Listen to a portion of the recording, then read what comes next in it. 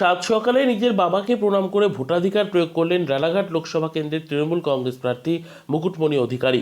কৃষ্ণগঞ্জের মাঝদিয়া নঘাটা প্রাথমিক বিদ্যালয়ের 121 নম্বর বুথে ভোট দিলেন তৃণমূল কংগ্রেস প্রার্থী মুকুটমণি অধিকারী।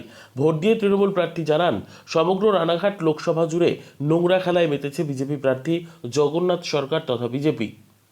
পুজো তো আমি করতে পারি না, তবে ঈশ্বরের কাছে প্রার্থনা করি সবসময় ঈশ্বর যেন শক্তি দেন, অপশক্তিকে বিদায় করে রানাঘাট লোকসভার মানুষের শান্তি ফিরিয়ে আনতে চাই।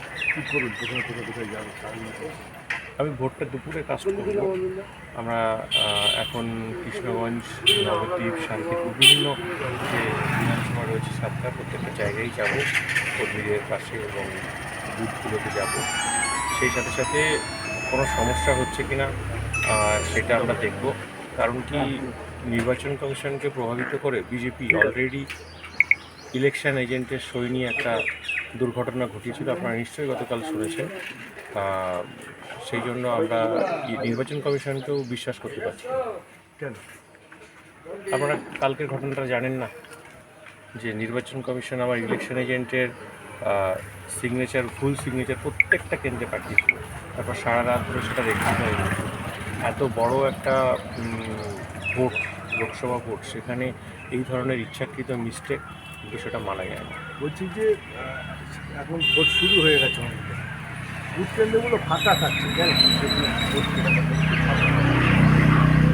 পরে মানুষ ভোট দিতে আর দেখুন, ওয়েদার ভালো আছে সেই জন্য হতে পারে, তবে আমরা সকলকেই বলেছিলাম যে সকাল সকাল ভোট দিতে।